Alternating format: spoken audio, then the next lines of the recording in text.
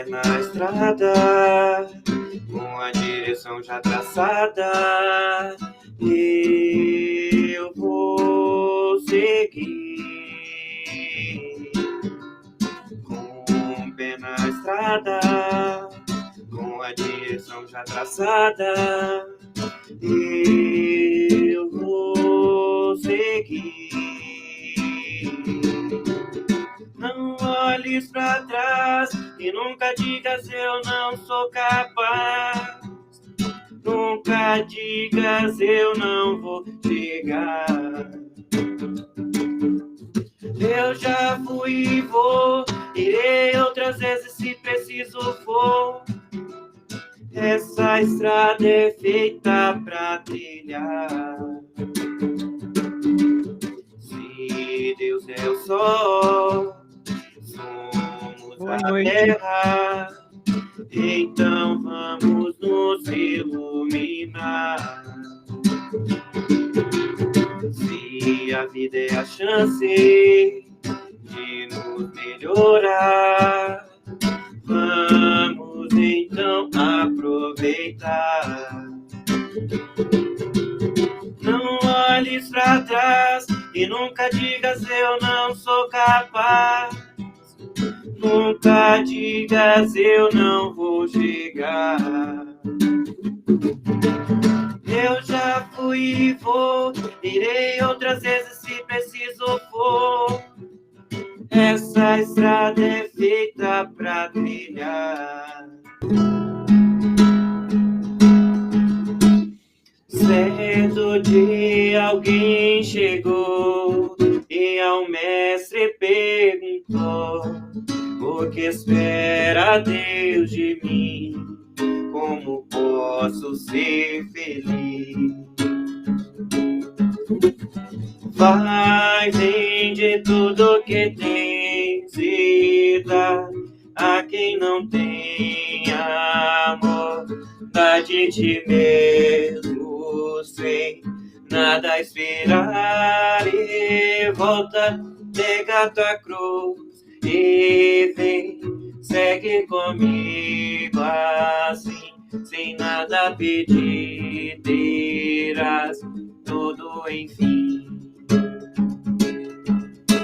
Aquele jovem foi-se embora, deixou tudo pra outra hora, mas Jesus ainda nos diz: é tempo de ser feliz. Sejam todos bem-vindos aqui mais uma vez, nesta sala de aprendizado. Para quem não me conhece, meu nome é Rose, eu estou aqui na condução desse trabalho hoje, desse tratamento, né? Agradecer ao nosso companheiro Ramon, que nos trouxe a harmonização, que é tão importante para nós, né? Aquele momentinho que a gente recebe essa harmonização para entrar em sintonia com a espiritualidade maior. Então, vou falar a escala de trabalho aqui. Como eu disse, eu estou na condução, né? A harmonização é nosso companheiro Ramon. A leitura do Evangelho hoje fica pela nossa colega Joana, que vai ler o capítulo 10, o item 8, sacrifício mais agradável a Deus. A prece inicial, Mauro, e aí depois eu passo a palavra para nossa querida menininha aqui, ó, Ludmila, essa menina linda, que vai falar conosco sobre amor e renúncia. É uma obra que tem no livro Boa Nova, ela vai falar conosco sobre isso. E depois tem o passe virtual no final, a fluidificação das águas e o encerramento para a nossa colega Rosa. Eu vou pedir mais uma musiquinha para o Ramon, para a gente poder começar. Ramon, mais uma música? Oh, irmão sol, irmã lua, abram meus olhos, quero ver a luz. Oh, irmão vento, irmã brisa, cantem pra mim em canções que tragam paz. Que onde eu for, que eu leve o amor. Que onde eu for, que eu leve o amor. Quando sozinho no mundo me encontrei, busquei no amor caminhos de me achar. Vê lindas flores e campinas, ouvi as aves falando-me de paz. Ó, irmão sol e irmã lua, quero também saber mostrar a luz. Ó, irmão vento e irmã brisa, hoje eu canto caminhos para a paz. E onde eu for, que eu leve o amor. E onde eu for, que eu leve o amor. Do Evangelho segundo o Espiritismo, capítulo 10, Bem-aventurados os que são misericordiosos. Item 8. Quando Jesus diz, vai reconciliar-te com teu irmão antes de apresentar tua oferenda no altar. Ensina que o sacrifício mais agradável ao Senhor é o do próprio ressentimento, pois, antes de apresentar-se a Ele para ser perdoado, é preciso ter perdoado. E se tiver feito algum mal a um de seus irmãos, é preciso tê-lo reparado. Somente então a oferenda será aceita, porque virá de um coração puro de todo mau pensamento. Jesus materializa esse preceito porque os judeus ofereciam sacrifícios materiais. Ele precisava conformar suas palavras aos costumes deles. O cristão não oferece dons materiais, espiritualizou o sacrifício, mas, com isso, o preceito só ganha mais força. Ele oferece a alma a Deus e essa alma deve estar purificada. Entretanto, no templo do Senhor, deve deixar fora todo sentimento de ódio e de animosidade, todo mau pensamento contra seu irmão. Somente então sua prece será levada pelos anjos aos pés do Eterno. Eis o que Jesus ensina através dessas palavras. Deixe tua oferta ao pé do altar e primeiro vai reconciliar-te com teu irmão, se desejas ser agradável ao Senhor.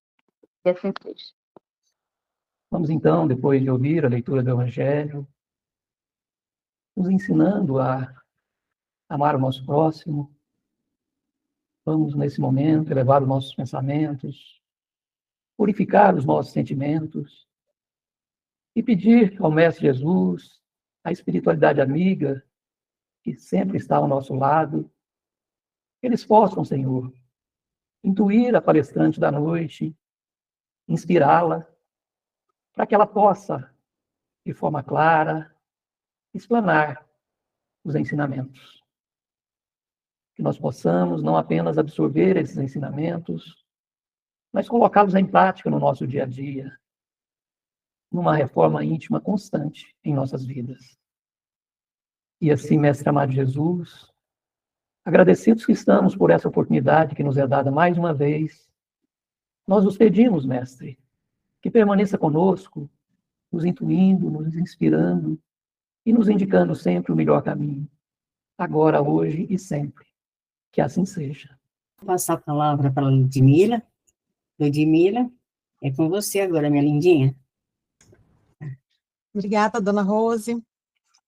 Espero que nós possamos conversar um pouco sobre esse tema que é trazido no livro Boa Nova, de Humberto Campos, psicografado por Chico Xavier. Que Jesus nos abençoe nessa noite. Então, nosso tema de hoje é amor e renúncia.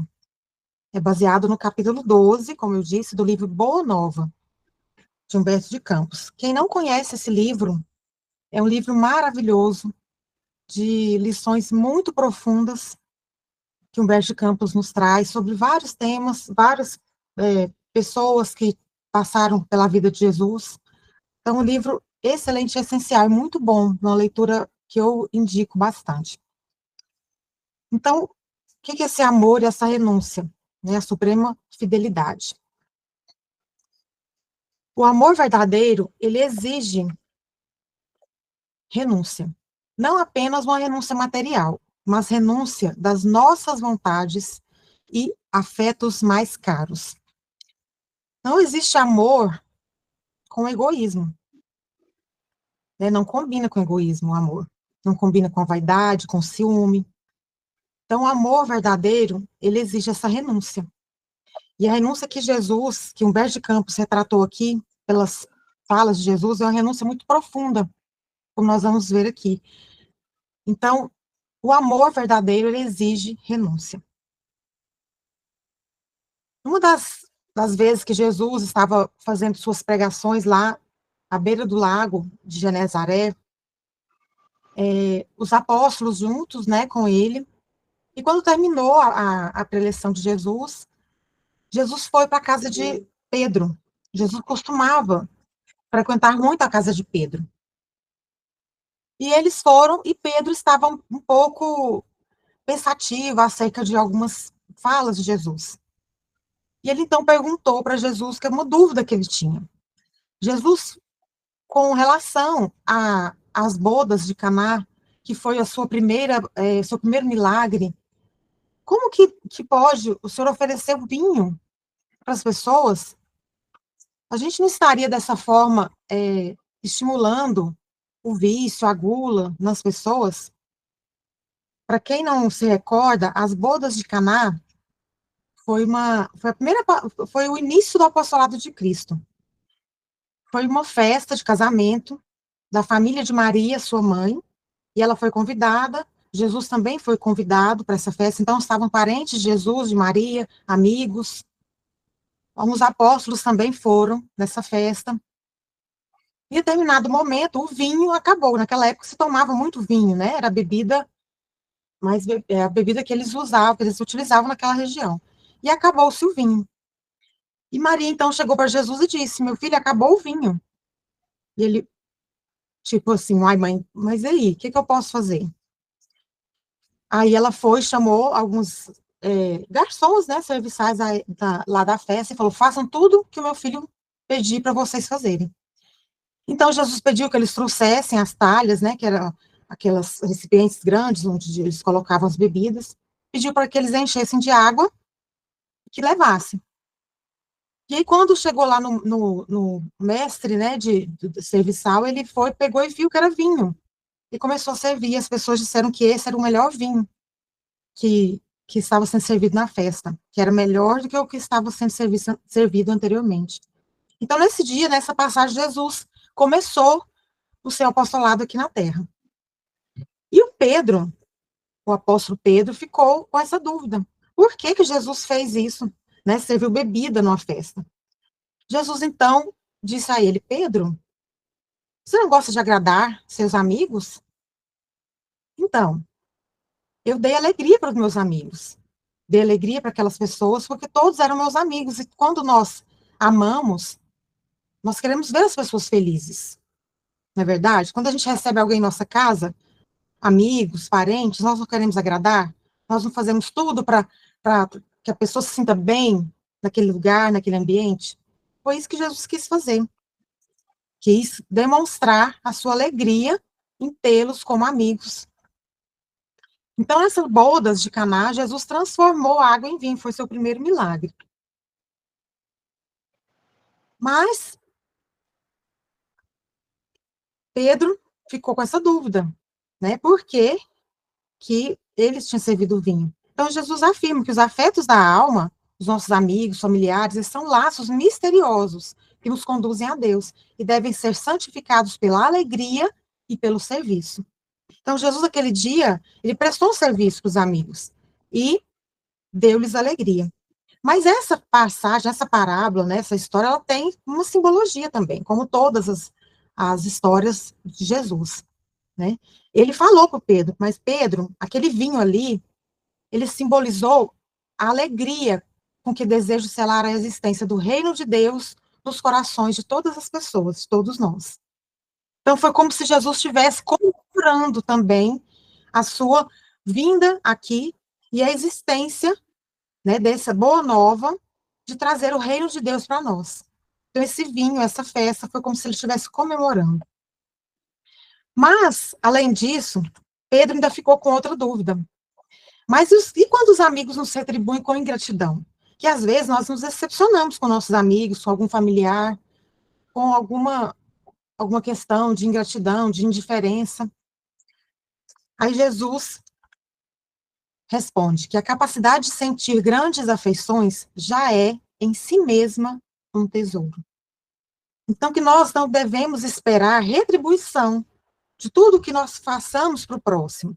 As pessoas que nós amamos, nossos amigos até. Mesmo que eles se tornem um dia nossos adversários, nossos inimigos, nós devemos ter conosco a alegria de um dia termos sentido amor, sentido aquele prazer em ter um amigo. Só isso já é um tesouro. Às vezes a gente vê pessoas, a gente conhece pessoas que às vezes não tem um amigo, não tem uma pessoa com quem contar, não é verdade? Às vezes nós mesmos, às vezes nos sentimos sozinhos, nossa, parece que eu não tenho ninguém que eu possa me abrir.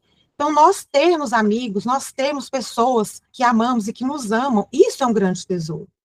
É nisso que nós devemos nos ater. E Jesus ainda complementou, como se ele estivesse fazendo uma profecia de tudo que iria acontecer com ele, no seu final do seu apostolado. É o resultado da sua missão. Ele coloca como se que mesmo que o vinho de Caná, que simbolizava a alegria e a união dele conosco, com o povo que ele veio amar, mesmo que isso se transformasse num vinagre de amargura, ou seja, de traição e sofrimento, mesmo assim, ele sentiria júbilo em sorver esse vinagre, por uma dedicação que ele veio trazer a todos nós. Por minha dedicação aos que vim buscar para o amor do Todo-Poderoso.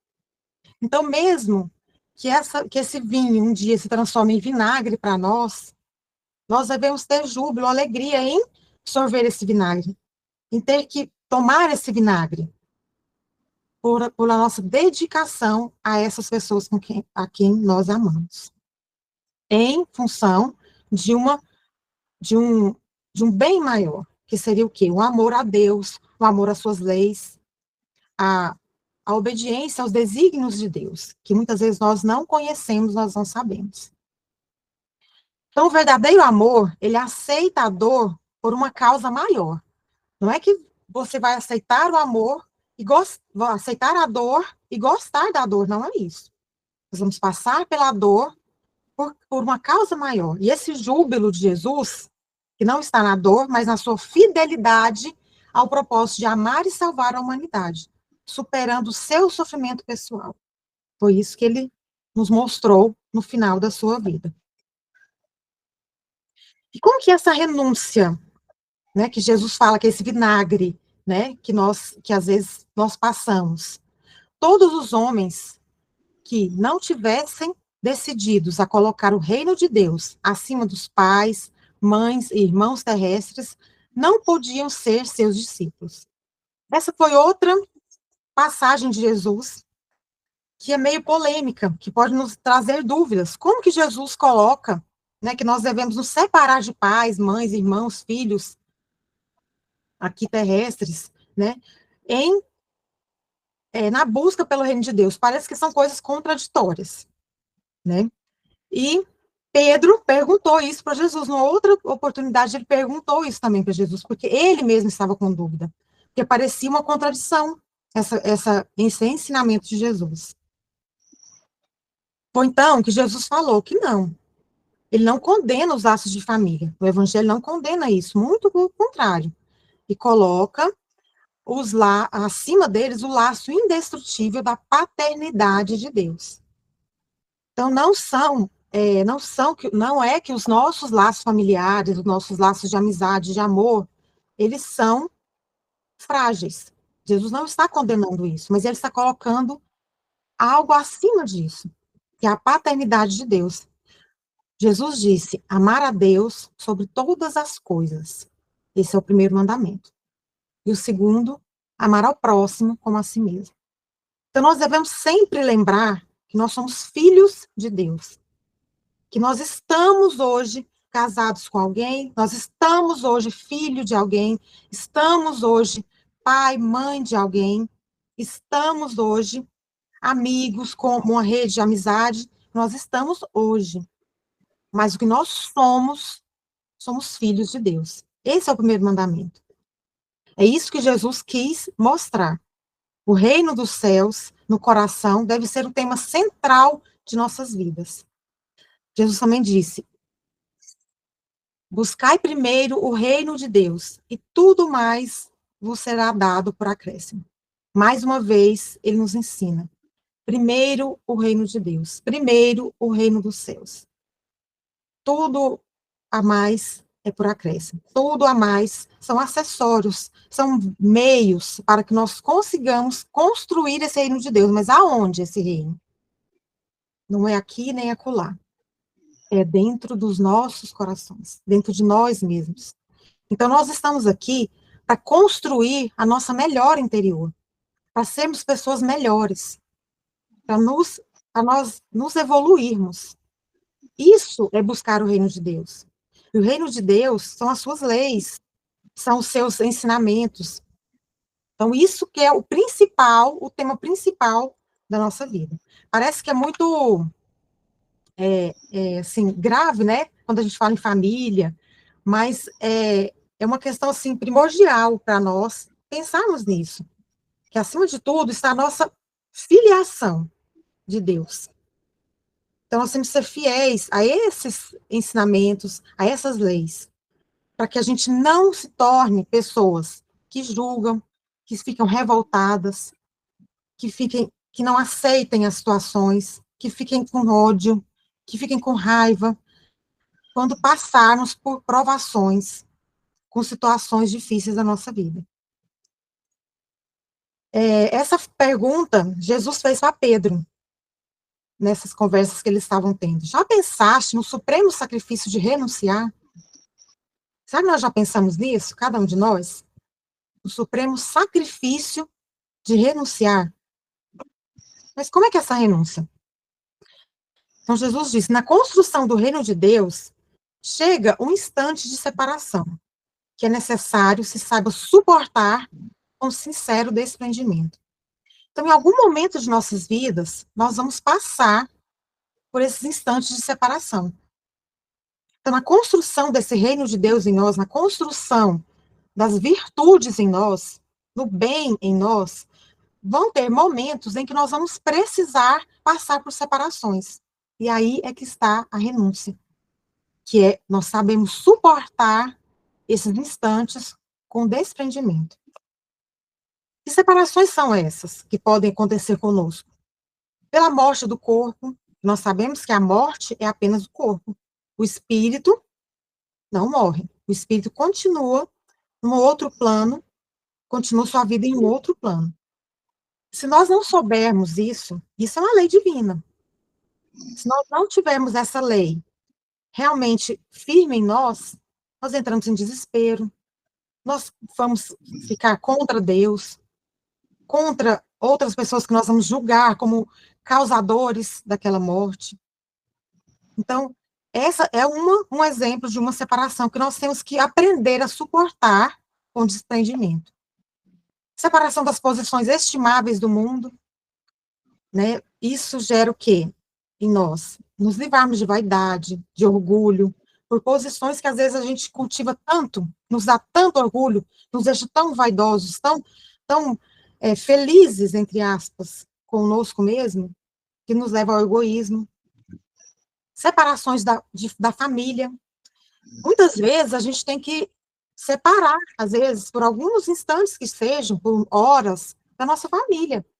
Às vezes nós assumimos compromissos, por exemplo, na casa espírita, algum trabalho que nós assumimos, nós temos que deixar nossa família. Às vezes é um aniversário, às vezes é uma comemoração, às vezes é um passeio, que eu vou ter que ficar longe da família pelo meu compromisso que eu assumi, com algo maior, com um culto, com um trabalho assistencial, com um trabalho mediúnico, com um trabalho de evangelização.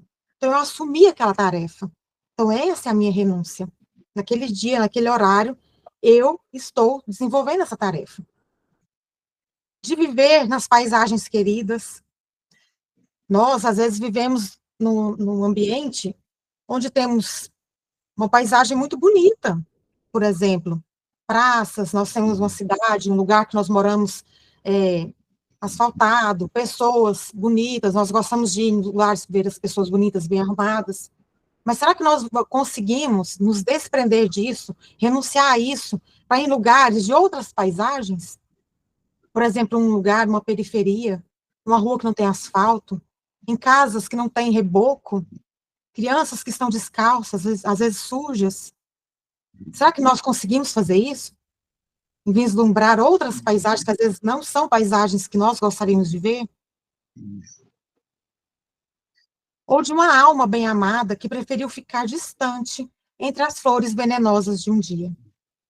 Muitas pessoas, às vezes, nosso convívio não conseguem compreender, às vezes, o que nós estamos buscando e ficam envenenadas, intoxicadas pelo mundo material, pelas coisas do mundo.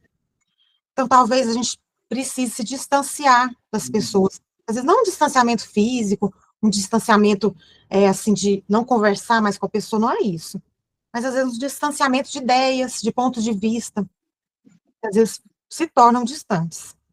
Essas são algumas renúncias que nós precisamos fazer, muitas vezes, na nossa vida. E agora eu trouxe aqui um exemplo de uma renúncia, de uma pessoa que fez uma renúncia muito grande na sua vida. Essa história também está narrada nesse livro, Boa Nova, no capítulo 15. Depois, se vocês quiserem ler na íntegra. É Joana de Cusa. Não sei se vocês conhecem essa personagem da história de Jesus. Joana era a esposa de Cusa. Cusa era o seu marido. Ele era um funcionário de Herodes. Então, ele trabalhava no palácio, né? Então, eles tinham uma vida muito boa financeiramente. Ela tinha empregados que ajudavam em casa, elas tinham boas roupas, se alimentava bem. Então, eram pessoas nobres da época. Só que Joana, ela seguia o Cristo, ela era cristã. E seu marido, Cusa, não aceitava. Ele vivia entre as religiosidades judaicas e os deuses romanos, para que ele conseguisse viver ali e ter aquela posição. Então, ele tinha essas questões políticas e não aceitava.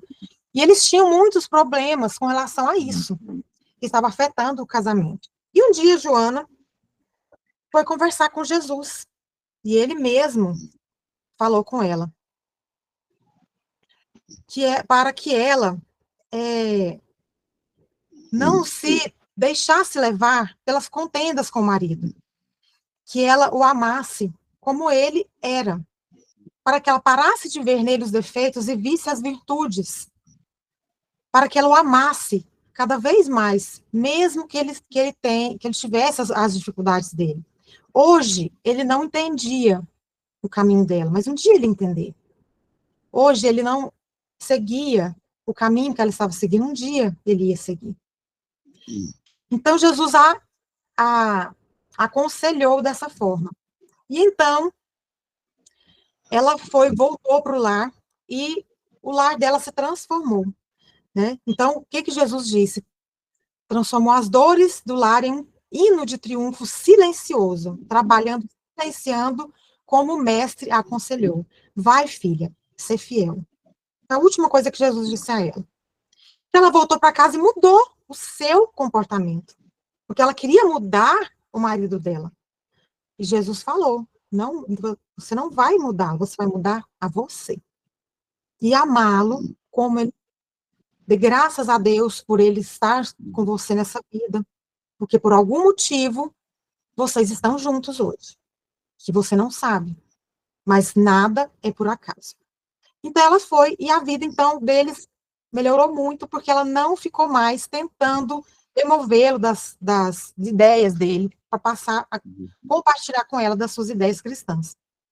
Eles tiveram um filho, e foi mais uma alegria e mais dificuldades, né, como mãe, até que o seu marido, Cusa, sofreu muitas perseguições políticas, e ele foi adquirindo dívidas, foi empobrecendo, e ele caiu num desespero muito grande, adoeceu e desencarnou, deixando Joana e o filho desamparados, tanto emocionalmente como financeiramente. Então, Joana teve que trabalhar, teve que cuidar de outras crianças, era o trabalho que ela arrumou. Então, ela passou na vida dela, uma prova muito grande. Primeiro, ela tinha muitas facilidades, depois ela passou por momentos de muitas dificuldades, mas continuou cristã, seguindo Jesus. Até que, depois que Jesus foi crucificado, começou a perseguição dos cristãos, e ela foi presa junto com seu filho. Ela já estava velha, já, com cabelos brancos, o filho já estava um rapaz, já, um homem jovem, e foram presos. E ela foi condenada a morrer na fogueira. E ela simplesmente estava amarrada e só olhava para o céu. Não queria ver, não se via. E o filho estava também preso, sendo açoitado, e ela nada dizia. Ela também sendo maltratada. E o algoz falando, abjura o seu Senhor, abjura o seu Jesus. E ela nada respondia. Até que o seu filho pediu para ela, repudia Jesus, minha mãe. Não vês que nos perdemos? Abjura por mim, que sou teu filho. Ah, nessa hora, ela volta a olhar para o filho e as lágrimas descem. Neste momento, ela sentiu o seu coração ser dilacerado, como se estivesse sendo esfaqueado pela dor que estava sentindo naquele momento pelo filho, que está sendo também maltratado, chicoteado. Então, passa na sua mente um filme de toda a sua vida, da sua infância, com seu filho, quando ela se encontrou com Jesus, das mensagens de Jesus, da vida, quando foi a dificuldade.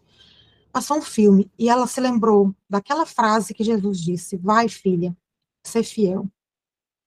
Neste momento, então, com todas as forças que ela tinha, ela olhou para o seu filho e disse: foi o maior teste de renúncia. Nós que somos mães, sabemos como isso foi difícil para essa mulher. E ela disse ao filho: cala-te, meu filho. Acima de todas as felicidades transitórias do mundo, é preciso ser fiel a Deus. Aí, naquele momento, foi a vitória da sua renúncia. A renúncia maior de uma pessoa. Renunciar o seu relacionamento de mãe e filho. Então, o martírio dela não foi apenas pela sua morte, sobre a morte que ela ia ter, mas sobre a renúncia do laço terrestre mais sagrado, que é o laço de mãe e filho, em favor da sua fidelidade a Deus. Porque ela sabia que, como cristã, como seguidora de Cristo, ela iria ser perseguida. Isso estava nos desígnios de Deus, ela teria que passar por isso, ela e o filho. Então, ela decidiu aceitar aquele suplício, aquele martírio, junto com o filho, em fidelidade ao seu conhecimento, à sua construção do reino de Deus que ela tinha muito firme em si, de aceitar aquela provação. Mesmo o filho pedindo, rogando, suplicando à mãe. Ela conseguiu essa renúncia suprema. E ela, então, foi queimada, e naquele momento que ela estava quase perdendo as forças, com muita dor, ela sentiu uma mão no seu ombro, dizendo: Joana, tem bom ânimo, eu estou aqui. Era Jesus que estava vindo buscá-la. Então, é uma história muito, muito forte, de uma renúncia extrema, que hoje, nenhum de nós precisamos passar por esse tipo de renúncia. Em nome de Deus, em nome de Jesus. Mas os cristãos daquela época precisaram passar. Por quê? Eles precisavam ter essa experiência por algum motivo. Hoje, as nossas renúncias são muito menores. São muito menores. Nos exigem muito menos. E muitas vezes nós não conseguimos ainda fazer uma pequena renúncia no nosso dia a dia, no nosso convívio no lar, para irmos fazer uma caridade, para irmos fazer um trabalho social. Às vezes ficamos muito acomodados na nossa vida tranquila, na nossa vida aconchegante. Não conseguimos fazer um único uma única renúncia. Então, antes dela desencarnar, ainda teve uma fala, que o algoz perguntou para ela: o teu Cristo soube apenas ensinar-te a morrer? E ela disse: não, não apenas a morrer, mas também a vos amar. Então, como Cristo fez, quando estava na cruz, que ele disse: Pai, perdoa-os, eles não sabem o que fazem. Foi o que ela fez. Ela não teve ódio, ela não teve rancor, porque ela sabe que aquelas pessoas estavam enganadas, estavam no caminho errado. Então, o amor, quando é renúncia, ele torna-se uma força incondicional, que transforma a dor em oportunidade de amar ainda mais.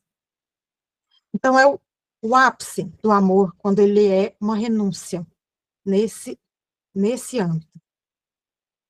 E Jesus que nos ensinou isso, que a renúncia é o ponto de apoio do amor, pois demonstra que a nossa fidelidade ao reino dos céus é superior a qualquer apego, sacrifício ou dor que a terra possa nos impor. Porque as dores, os sacrifícios da terra são transitórios. Nós estamos aqui por alguns anos, mas nós temos uma eternidade para viver. Para viver em júbilo pelas coisas que nós conquistamos aqui, ou para viver um arrependimento do que nós não conseguimos fazer. Então, todas as vezes que nós estivermos passando por qualquer dificuldade, qualquer sofrimento que nos exige uma renúncia, vamos lembrar que Jesus está assim, de braços abertos para nós, nos esperando, nos amparando, nos fortalecendo. Basta que nós nos liguemos a Ele, nos liguemos aos seus ensinamentos e acreditemos fielmente no que Ele nos ensinou, nessa construção em nós das virtudes, do bem e do amor. Ele estará desse jeito, de braços abertos para todos nós. Então, agradeço a todos pela atenção, pela paciência, e que nós tenhamos conseguido passar um pouco dessa lição, que é uma lição lindíssima desse nosso irmão. Lila, ótima explanação, meu bem, foi muito boa. Muito linda essa lição, né? Essa lição toca nosso coração. Muito obrigado, viu? E volte sempre. De nada, obrigada, eu que agradeço a oportunidade. Fiquem com Deus. Ok. Vou pedir para o Ramon mais uma musiquinha. Ramon, por favor.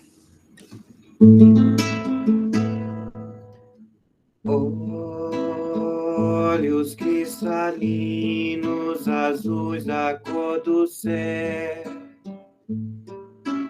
barba tão branquinha qual Papai Noé, ilumina teus irmãos da terra, no sofrer, no sorrir, no chorar. Olhos cristalinos, azuis a cor do céu, barba tão branquinha qual Papai Noé, ilumina teus irmãos da terra, no sofrer, no sorrir, no chorar. Bezerra de Menezes, apóstolo do bem, recebe nossas preces e os corações também. Bezerra de Menezes, apóstolo da luz, depõe a nossa dor aos pés de Jesus. Muita paz e luz a todos, queridos irmãos. Vamos nesse instante respirar bem fundo, fechar nossos olhos físicos e abrir nossos olhos espirituais. Nos ver em um jardim onde os canteiros de rosas estão cheios de botões que vão desabrochando em lindas rosas. E seu perfume vão trazendo para nós energias de paz, esperança e muito bem-estar. Também nesse jardim, Jesus e sua equipe benfeitora se faz presente. Vieram com muita alegria e amor para aplicar o passe curativo. Eles aproximam de cada um de nós.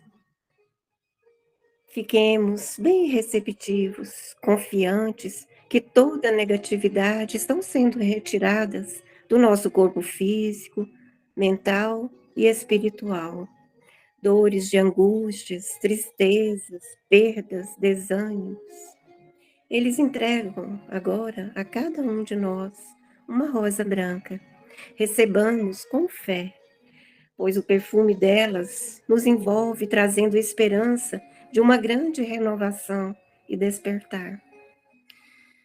Jesus e seus benfeitores vão equilibrando todo o nosso ser com muita luz e fraternidade. E agora esses amigos carinhosamente se dirigem às nossas águas, rios, oceanos, mares, caixa d'água, filtros e as nossas garrafinhas, que com muita esperança na nossa cura, preparamos. Jesus e sua equipe de luz vão colocando as gotinhas de remédio em todas as águas, transformando em medicação que irão promover nossa saúde física e espiritual. E assim, bem melhores de quando aqui chegamos, vamos agradecer a todos a divina presença em mais um tratamento nessa noite. Jesus, com a permissão da espiritualidade que nos conduz, nós iniciamos esse encontro e com ela vamos encerrar, na certeza que a luz, o amor de Jesus, continuará sempre junto a nós e que assim seja.